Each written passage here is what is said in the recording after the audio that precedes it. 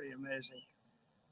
But we've had it in Texas and Ohio, South Carolina, Florida. It's just incredible what's happening. Please sit down, please.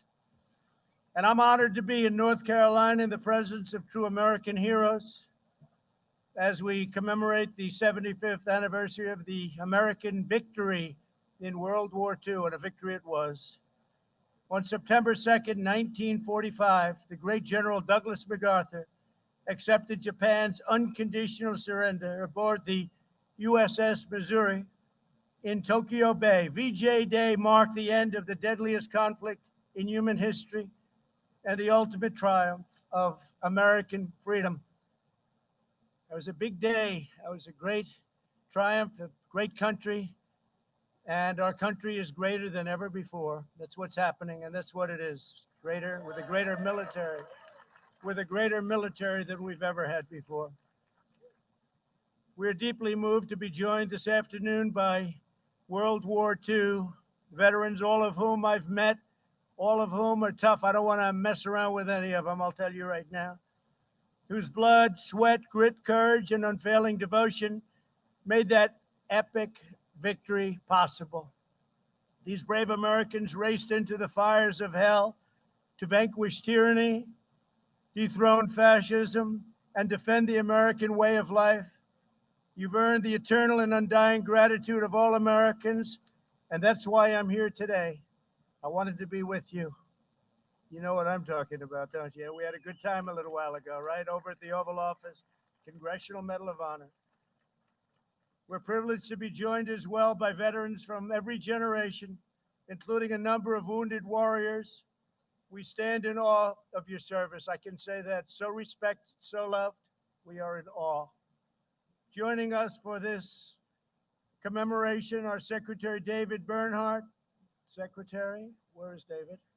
Thank you, David, very much for being here. A great senator, a real friend of mine, a tremendous senator, actually, and he works very, very hard, and he loves the people of North Carolina. Senator Thom Tillis. Tom, thank you very much. And some warriors, they're in Congress, and they're tough and they're smart. Representatives David Rouser, Ted Budd, and Dan Bishop. Thank you, fellas. They are tough, but you're not as tough as these guys, I'll tell you right now, right? You're not as tough as them. There's no better place to mark this profound World War II anniversary than right here in Wilmington, North Carolina. The people of this city and this state, and its incredible state, and I want to thank you for being so nice to me. You've been very nice, very, very nice. Every time we've asked for something, but I've been nice to you also, I have to say that. But you made the extraordinary contributions to the war effort. That's North Carolina made this extraordinary contribution, and so many. Nearly 2 million American servicemen trained for combat in North Carolina, more than any other state. Wow, that's pretty good, isn't it, huh? Who would know that? 2 million trained, more than any state. Over 360,000 service members from your state fought in the Second World War. They battled on the cliffs of Normandy, over the skies of Africa, and in the deep waters of the Pacific. Over 11,000 North Carolina patriots fought the enemy until their very last breath. You know what that means, right? Think of that, 11,000 died in the war. We want to thank you, boy.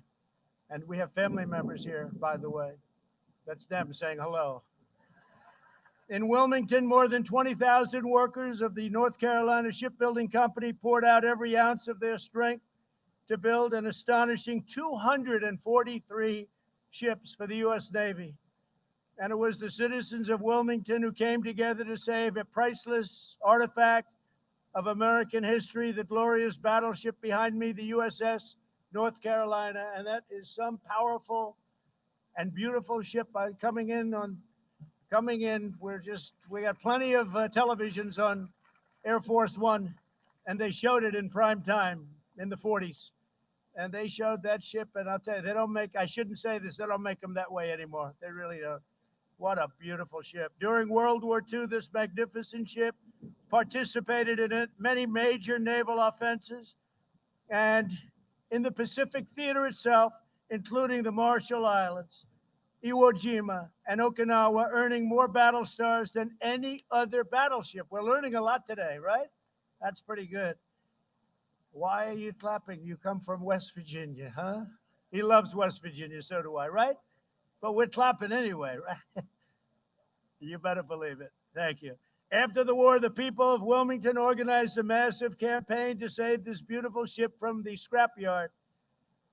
They preserved it as a memorial to the gallant deeds of American sailors, a monument to the American workers that built it, and an enduring symbol of American greatness. Now more than 200,000 people visit the site each year to learn the history and the heroism that defines our nation. This afternoon, my administration is formally recognizing the city's exceptional contributions to victory in the Second World War. It is my tremendous honor to officially designate Wilmington, North Carolina, as our nation's very first World War II heritage city. That's a big deal. Our nation's very first, Wilmington. Congratulations to you all.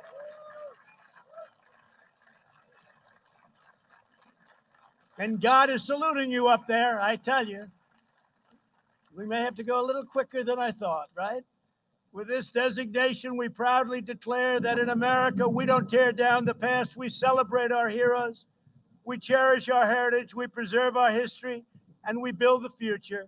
This mighty vessel and this magnificent town will forever tell that story with this designation. So I want to just congratulate North Carolina and Wilmington. That's a fantastic thing.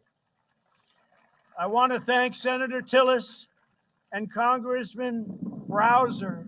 Stand up, please, in between the lightning bolts, for their work to make this day possible. Thank you, Tom. Thank you, fellas. Great job. And let me also thank retired Navy Captain Wilbur Jones, who has championed the cause of World War II heritage cities. Wilbur, thank you. Thank you, Wilbur. Great job. Great job. So, Wilbur, you know a lot of people wanted this, right? So you are just a tough cookie. You got it. Number one in the nation. I want to thank Wilbur. That's great. I also want to recognize several of the heroes who saved American freedom. And I've known some of them since I've been in office. I've seen them. There they are. Here today is my good friend who I just left, and he was in the Oval Office with me at the White House, Woody Williams. 75 years ago, Woody showed fearless courage as a Marine in the Battle of Iwo Jima. You are amazing. I promised him I would not tell that he's 97 years old. I promise. I'll tell you, he's 100% sharp. He's 100% sharp. I know a 78-year-old that's not so sharp, and he's 97, and he's 100% because it has nothing to do with that. 78's young. Depends who's 78, that's all. He's 97. I said, man, you are something. And physically in great shape. He braved a torrent of hostile fire while destroying one enemy machine gun position after another, knocked them out one after one for his daring actions. President Truman, think of that, awarded Woody the Congressional Medal of Honor, the highest in our land. Woody, congratulations. You inspire us all. It was great to have you on Air Force One. I had promised him, you know, maybe 2 years ago, I said, I'll take you on Air Force One. He came up. He's very aggressive. He said, I'd like to fly on Air Force One. I said, I'll do it. And today we did it, right? We got it done. Thanks, Woody. Great job. Also joining us today is Paul Phillips, a veteran of World War II, Korea, and Vietnam. During the Second World War, Paul proudly served on the USS North Carolina in the Pacific Theater. At 93 years old, at the ship upon which he so nobly served. He's a tremendous man. Paul, it's our honor to have you with us. Please, Paul, stand up. Thank you, Paul. Thank you. Perfect. Thank you, Paul. Great job, Paul. Appreciate it. Here as well is Army veteran Greg Melikian. When Greg was 20 years old, he served as a radio operator in the headquarters of Supreme Allied Commander General Dwight D. Eisenhower. I'd love to have heard some of those conversations. Much more interesting than today, right? 75 years ago, General Eisenhower directed Greg to broadcast around the world the long-awaited news that Germany had surrendered Greg, your being here is very, very much appreciated. Thank you very much. It was a great honor meeting you before. Thank you very much. Very, very great honor. Our task today is to pass on to the next generation the blessings of liberty that you fought for and that you bled for, all for security. You wanted to secure our future. You wanted to praise and raise our flag, and you did that. You raise our flag, and you stand proud, and you stand tall. And we're doing it in our nation too. Almost everyone. Every once in a while, somebody not do it. We don't like it when they don't do it, do we? We don't like it. I want to just thank you. Fantastic job. American warriors did not defeat fascism and oppression overseas only to watch our freedoms be trampled by violent mobs here at home. We stopped those violent mobs very easily. All they have to do is say, please come in, Mr. President. We'll have it done in 1 hour. Please come in. It's one of the great, to me, just incredible that they don't immediately, they just, as you know, at Portland, the mayor last night, he was raided. His home was raided. He was thrown out of his home. And then he'll stand up and he'll fight for these people. These people only know one thing, and that's strength. That's all they know, strength. And we have strength. For the sake of all Americans, we must uphold the rule of law and defend the American dream for every child in our land. We must teach our children that America is the land of heroes like you. You're heroes. You know that, right, Woody? You're heroes. You're great, great men. Great men. Better believe it. We're not ashamed in America. We're not ashamed of anything. I signed a very important edict recently. 3 months ago, they were ripping down statues. I said, you can rip them down, but you're going to serve 10 years in jail if you do. And as soon as I did that, incredibly, you haven't heard about statues coming down, have you? Statues are monuments. But we're not ashamed of our country. We're proud of our country, prouder than we are of anything else. Our country is great, and we're going to keep it that way. We're going to keep our country great. Together, we will remember America's towering victories. We will recognize America's outstanding virtues, and we will pay tribute to the heroes who keep us safe, strong, proud, and free. And I also, in addition to our wonderful, brilliant military, I want to thank law enforcement, because the law enforcement, without them, we're not here today very well. They've done an incredible job, really an incredible job.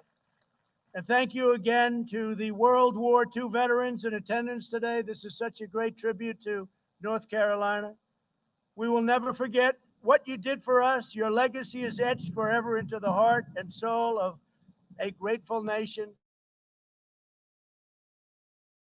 And this spot is important military spots anywhere in the world. Congratulations to everybody, and thank you for making it come true. Thank you all very much. God bless you. God bless North Carolina, and God bless America. Thank you all very much. Thank you.